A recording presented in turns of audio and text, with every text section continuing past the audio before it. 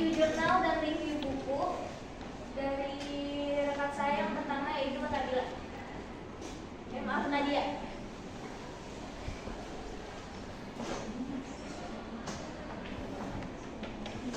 Baik, di sini ada tentang buku.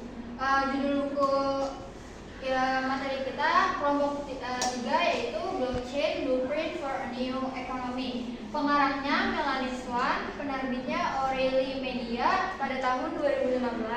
Tebal halaman 152 halaman, ISBN 1491920459.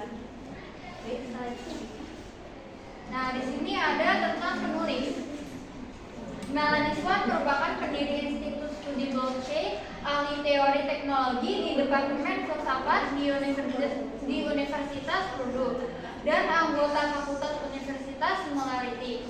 Pendidikannya meliputi gelar MBA di bidang keuangan dari Wharton di University of Pennsylvania, MA dalam bidang filsafat dari New School di New York, dalam bidang filsafat kontinental kontemporer dari Kingston University London dan Universitas Paris 8, dan gelar BA dalam bidang Perancis dan ekonomi dari Universitas Georgetown, dan ekonomi dari minat penelitian utamanya adalah teknologi jaringan cerdas dan ekonomi blockchain. Dalam penelitian murni, Melanie menerapkan metode kuantitatif dari matematika, fisika, ilmu kompleksitas, dan pembelajaran mesin ke blockchain. Dalam penelitian terapan, ia berfokus pada saluran pembayaran, utang, modal bersih, risiko, buku besar bisnis terintegrasi, dan ekonomi kesehatan blockchain. Mengenai organisasi sosial, ia telah mengusulkan kota cerdas, kriptopolis, dan pencerahan blockchain. Sebuah teori sosial tentang martabat masyarakat multispesies, manusia, algoritma, dan mesin. Dalam bidang ekonomi terapan, ia telah merumuskan kepercayaan algoritmik, sebuah mekanisme jaringan yang memodernisasi ketersediaan kredit dan memfasilitasi pasar blockchain menuju keseimbangan yang lebih cepat dibandingkan pasar klasik. Penelitian konseptual tingkat lanjut berfokus pada fault lines, BCA, otak sebagai DAC, bio-crypto economy, dan blockchain atau domain waktu asli blockchain. Selanjutnya. Baik, selanjutnya ada sinopsis buku. Bitcoin mulai menjadi mata uang digital, namun teknologi blockchain dibaliknya terbukti jauh lebih signifikan. Buku ini membawa kita melampaui mata uang blockchain 1.0 dan kontrak perintah blockchain 2.0 untuk menunjukkan bagaimana blockchain berada pada posisi untuk menjadi paradigma komputasi disruptif kelima setelah mainframe, PC, internet, dan jaringan seluler atau sosial. Penulis Melanie Swan, pendiri Institute for Blockchain Studies, menjelaskan bahwa blockchain pada dasarnya adalah buku besar publik dengan potensi sebagai catatan terdesentralisasi di seluruh dunia untuk pendaftaran, inventarisasi, dan transfer semua aset. Bukan hanya keuangan, namun juga properti dan aset terwujud seperti suara, perangkat lunak, data kesehatan, dan ide. Baik, materi selanjutnya akan dipaparkan oleh rekan saya.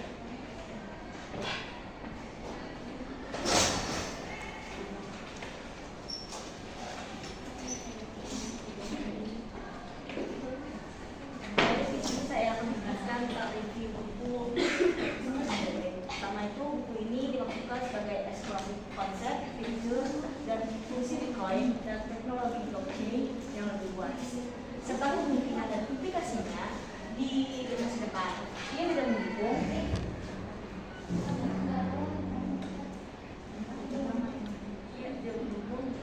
mengajukan atau menawarkan saran atau prediksi apapun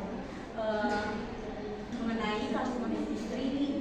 Terus dilanjut lagi, ini maksudnya itu sebagai presentasi dimasukkan diskusi tentang konflik lanjutan karena masih banyak sumber daya dalam tanda kutip blockchain 101. Lain itu saja industri blockchain berada di dalam fase baru belum matang serta masih dalam tahap pengembangan dengan banyak risiko.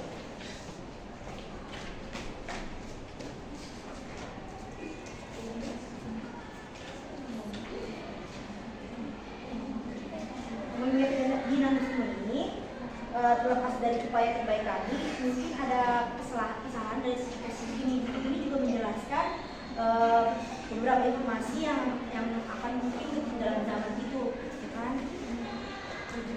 Tujuannya dari buku ini adalah menggambarkan cakupan-cakupan umum dan status industri dari blockchain, dan ada berdasarkan kemungkinan yang akan datang. Nah, waktu mempelajari teknologi tersebut, ada beberapa mendasari, yaitu potensi penggunaannya, bahayanya, dan resikonya, dan ada yang mungkin juga lebih terpenting itu dari semuanya. Serta juga ada konsep dan luasan dari blockchain tersebut. Terus ada tujuan lain juga. Tujuan dari buku ini memberikan sebuah gambaran tentang prinsip yang bersifat tentang sifat uang buku, dan juga jenis aktivitas terjadi di industri mata uang kripto. Serta dalam buku ini juga dijelaskan tentang bayangan potensi penerapannya secara luas gitu. Terus dalam buku ini terdapat laporan yang tentu saja mungkin nggak lengkap gitu. Terus juga tentang ada kesalahan teknis, terus dan mungkin ada masa kembangnya atau kadaluarsa gitu. Terus ada juga dijelaskan juga ada kemungkinan yang gagal atau nggak berhasil gitu. Teknologi industri blockchain ini juga bisa dapat ada masanya itu juga bisa tinggal zaman atau juga digantikan oleh metode lain. Dalam arti blockchain ini nanti ada lagi gitu perkembangan zaman teknologi, ada selain blockchain, mungkin ada apa gitu, karena semakin zaman makin lama jadi makin ada yang lebih canggih. Demikian presentasi saya, mungkin akan menjelaskan berarti yang saya saja.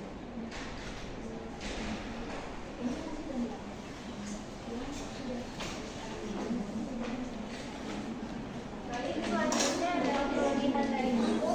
Buku ini memberikan pemaparan yang cukup komprehensif dan juga inspiratif, terutama potensi besar terhadap blockchain untuk masa depan dan perkembangan teknologi yang banyak bermanfaat bagi masyarakat. Kelebihan buku ini juga menjelaskan tentang blockchain 1.0, 2.0, 3.0 yang dijelaskan dengan manfaatnya serta masalah-masalah yang ada di dalam buku ini.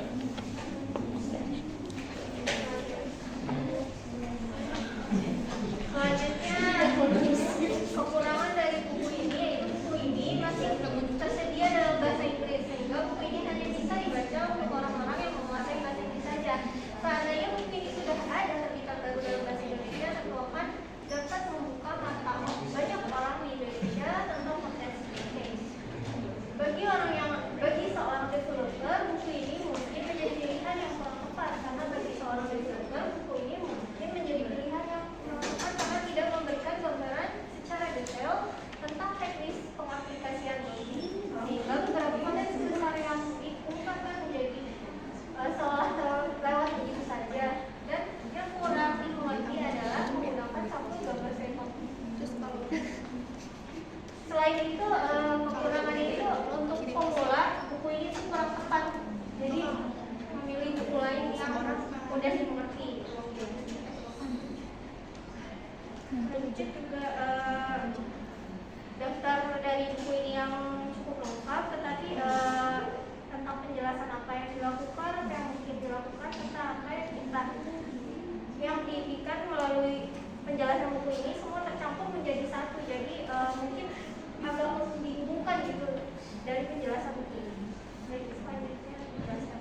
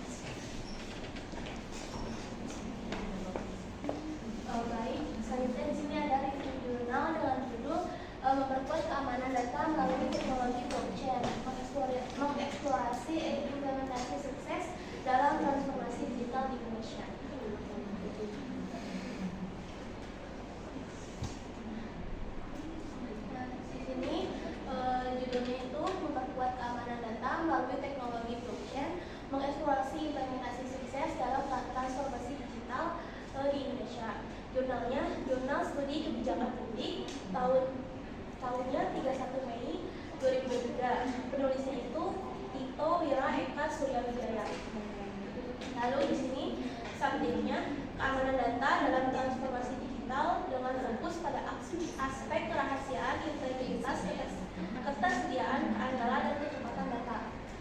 Lalu metode penelitiannya dilakukan dengan menggunakan pendekatan deskriptif, kualitatif, melalui wawancara dengan pakar, menghasilkan pemahaman mendalam. Pendekatan deskriptif memberikan landasan teoretis yang kuat dengan analisis literatur dan regulasi yang baik. Metode penelitian ini diapresiasi karena menggunakan pendekatan yang komprehensif dan terstruktur dalam memahami penggunaan teknologi blockchain dan transformasi digital di Indonesia. Lalu sumber jurnalnya, kami mendapatkan jurnal ini melalui internet. Pencarian dilakukan seperti pada umumnya dengan cara menuliskan kata kunci keterkaitan pemakaian blockchain dan cloud computing dalam pembangunan dan aplikasi infrastruktur di Indonesia. Pada kolom yang telah disediakan dan akan keluar hasil sesuai dengan kata kunci. Pada saat hasil keluar, kami tertarik untuk melakukan review jurnal ini. Baik, materi selanjutnya akan disampaikan oleh rekan saya. Katanya dipersilakan. Baik, saya lanjutkan. Hasil dari review jurnal ini di sini sudah kami ringkas, di mana perkembangan teknologi digital telah memungkinkan data untuk diakses, dibagikan, dan disimpan secara mudah dan efisien. Namun perkembangan ini juga menimbulkan risiko keamanan data yang semakin kompleks dan beragam. Keamanan data menjadi penting karena data merupakan aset yang sangat berharga bagi organisasi maupun individu. Oleh karena itu, blockchain dapat digunakan untuk berbagai aplikasi lain dalam berbagai bidang seperti perbankan, kesehatan, energi, dan lain-lain. Dalam konteks transformasi digital, blockchain juga dapat digunakan untuk meningkatkan keamanan data dalam transaksi online, pengolahan data terpusat, dan penyimpanan data secara digital. Pemerintah Indonesia telah meluncurkan berbagai inisiatif untuk memperkuat penggunaan teknologi digital di negara ini, seperti penggunaan teknologi blockchain untuk verifikasi dan validasi sertifikat pendidikan, penyimpanan data medis, dan sistem pembayaran. Oke, saya jelaskan sedikit mengenai hasil review, di mana jurnal ini membahas tentang implementasi atau adopsi teknologi blockchain dalam transformasi digital di Indonesia. Fokusnya ini pada keamanan data dan efisiensi proyek yang telah dilakukan. Nah, kenapa sih harus blockchain? Karena dalam era digital ini kan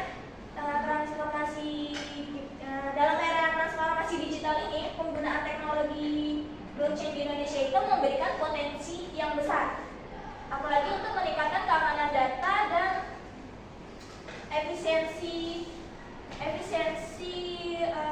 proyek yang sedang dilakukan gitu, berbagai proyek sektor yang sedang dilakukan. Nah, sektornya itu bisa dalam lingkup pendidikan, kesehatan, perbankan, ataupun dalam sektor logistik. Nah, seperti yang tadi seperti yang sudah ada di sini, bahwa kalau dalam pendidikan itu bisa, contohnya itu seperti verifikasi dan validasi sertifikat pendidikan. Jadi pemerintah Indonesia itu telah meluncurkan penerapan teknologi blockchain dalam validasi dan verifikasi sertifikat, di mana nanti validasi dan verifikasi sertifikat pendidikan ini itu dapat dilakukan secara cepat dan efisien. Jadi pihak-pihak yang membutuhkan sertifikat ini akan lebih menguntungkan gitu bagi mereka. Seperti biasanya itu digunakan oleh rekruter karyawan. Nah, contoh lainnya di bidang sektor kesehatan itu, contohnya itu penyimpanan data medis di berbagai rumah sakit di Indonesia. Kenapa? Karena data medis itu kan sangat harus terjaga kerahasiaan pasien ya. Jadi untuk itu dengan adanya teknologi blockchain itu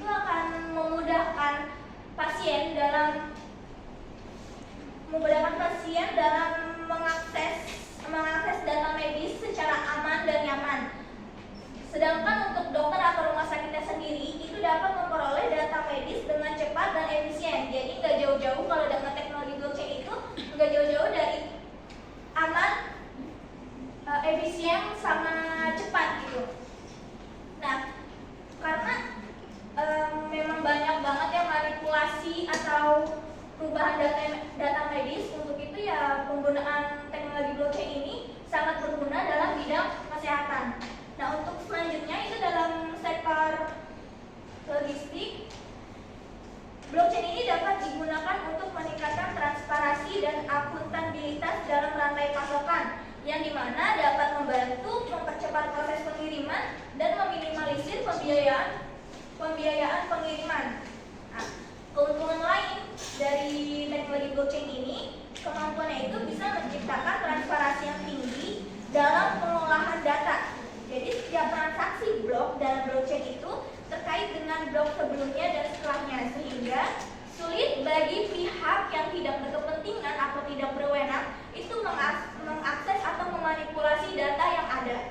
Nah, sehingga blockchain ini dapat membantu mengurangi resiko penipuan ya. Kan dari tadi sudah saya jelaskan mengenai manfaat mungkin di berbagai sektor, baik itu dari pendidikan, kesehatan, terus logistik ataupun perbankan gitu. Nah, ditanya tentang tantangan, blockchain ini juga memiliki tantangan ya, meskipun memang potensinya dalam teknologi, dalam transformasi digital itu berpotensi besar gitu. Nah, implementasinya ini masih menghadapi beberapa tantangan. Salah satu tantangannya yang dihadapi adalah regulasi yang belum jelas, seperti regulasi tentang pajak dan keamanan data. Nah, kondisi ini itu membingungkan perusahaan yang ingin mengadopsi teknologi blockchain karena perusahaan mereka nggak yakin tentang implikasi dan ketentuan hukum lainnya. Nah, tantangan lainnya itu ada di transformasi digital.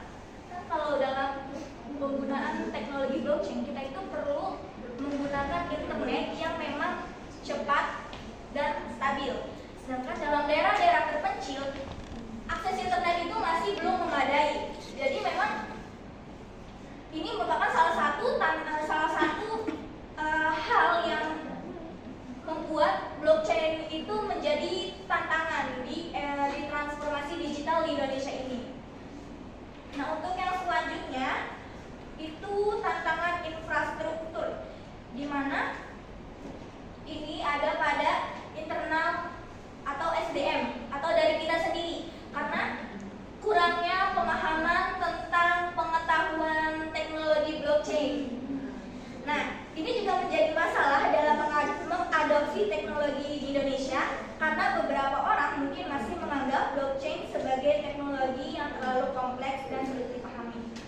Namun, secara garis besar, teknologi blockchain itu telah memberikan potensi atau manfaat yang memang menguntungkan, karena yang tadi bisa di sektor pendidikan, sektor kesehatan, sektor logistik, ataupun di pemerintah. Contohnya itu seperti voting elektronik gitu. Jadi itu bisa lebih transparansi. Nah, walaupun memang memiliki tantangan seperti tadi regulasi, terus ada tadi ada apa sih namanya, infrastruktur digital yang masih terbatas, terus ada kurangnya pemahaman tentang blockchain ini, itu ya itu bisa aja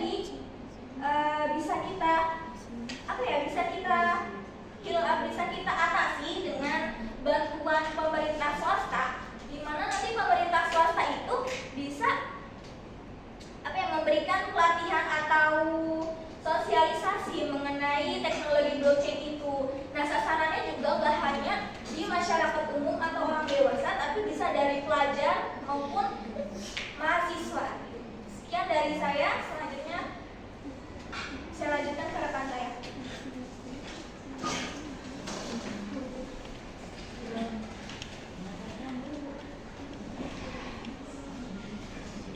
Ya, baik, izin melanjutkan. Selanjutnya ada kelebihan dan kelemahan jurnal yang kami review. Yang pertama kita bahas kelebihannya terlebih dahulu. Nah, jurnal ini menyuguhkan teori dan analisis yang tepat, menggunakan bahasa yang baik dalam menganalisis sesuatu menjadikan jurnal ini mudah dipahami. Nah, di dalam jurnal ini kelebihannya adalah yang pertama tadi teori yang tepat. Jadi teori, karakteristik dan kelebihan dari blockchain ini dipaparkan dengan jelas dalam jurnal ini. Nah, selanjutnya ada juga pemaparan implementasi blockchain dalam transformasi era digital dalam jurnal ini yang memungkinkan kita menjadikan referensi untuk kedepannya memajukan era digital yang berkelanjutan.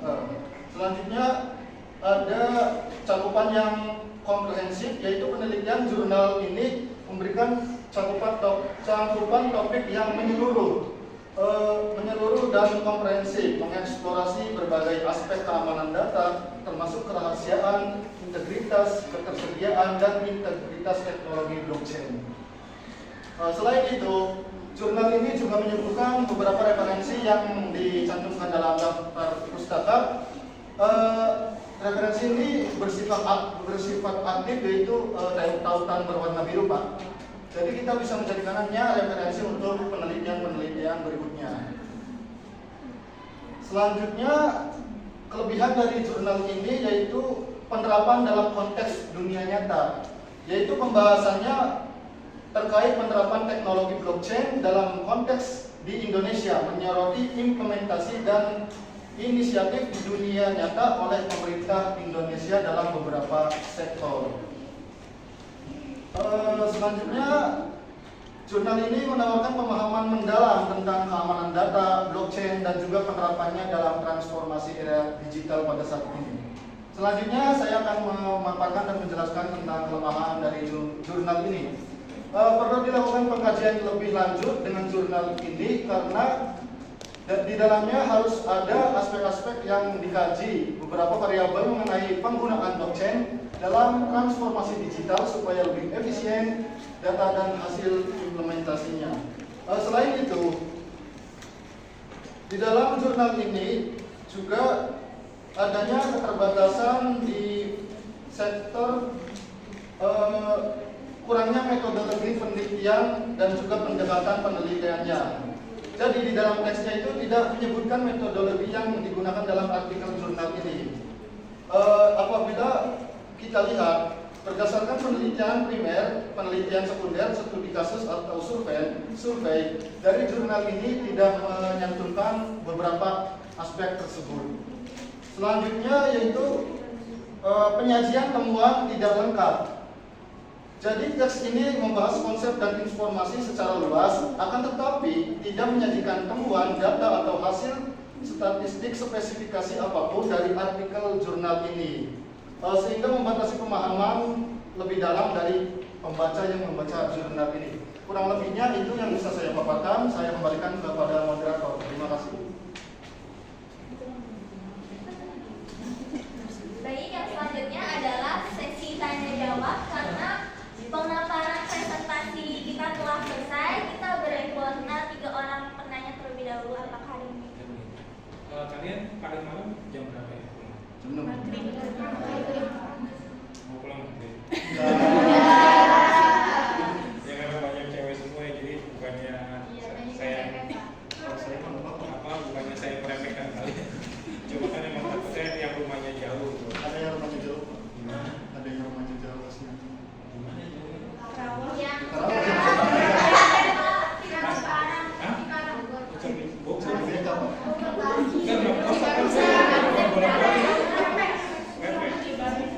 Coba buka yang link tadi dulu kan. Biasanya teman-teman, saya akan membacakan pantun dadakan Dan ini BBSD kan? yang diminta sama Bapak. Bekasi rumahnya Nentrakan, Karawang rawa buaya. Terima kasih atas partisipasi teman-teman. Semoga bermanfaat untuk semuanya.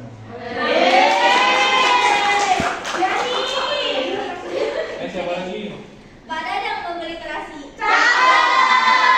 Olahan ikan tenggiri. Sekian presentasi dari kelompok kami. Cukup sekian dan terima kasih.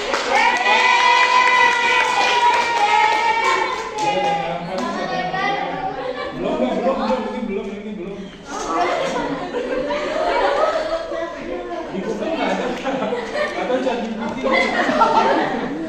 Kalau buatnya pantun untuk menghadiri presentasi, gitu. Tidak belum. Atau masih punya stok? Banyak stok. Stoknya banyak.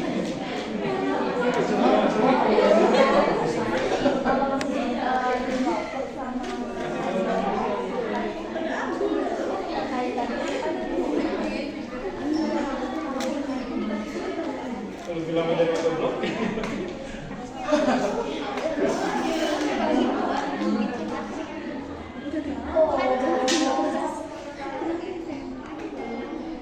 Sama kalau milih baju ya. Ayo mbak yang baju hijau. Nggak bakalan diapa-apain, nggak bakalan diapa-apain.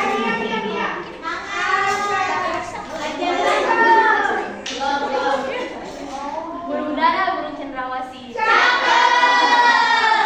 Bisa dicari dulu di Papua. Cukup sekian, terima kasih. Semoga bermanfaat untuk kita semua. Ayo tiga lagi. Yang lagi. Ayo mbak.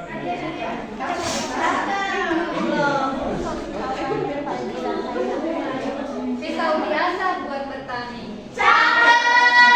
Belah ladang naik berdati.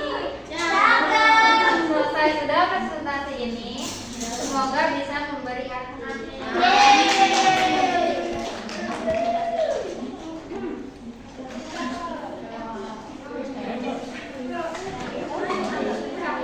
Beli pakai daun. Malam minggu makan nasi. Di sini saya presentasi blueprint. Terima kasih mendengar presentasi kami. Boleh lanjut.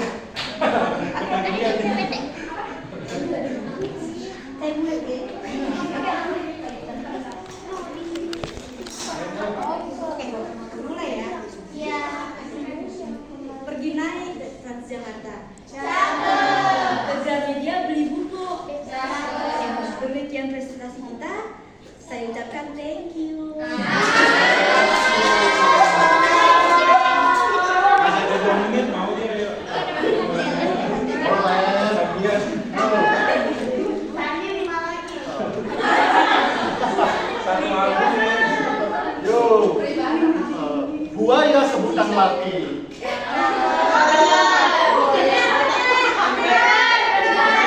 Anak cewek gak mau salah.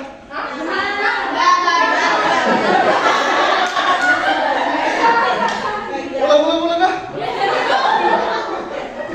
Buaya sebutan laki. Anak cewek gak mau salah. Seru sekali presentasi pada hari ini. Kita semua luar biasa.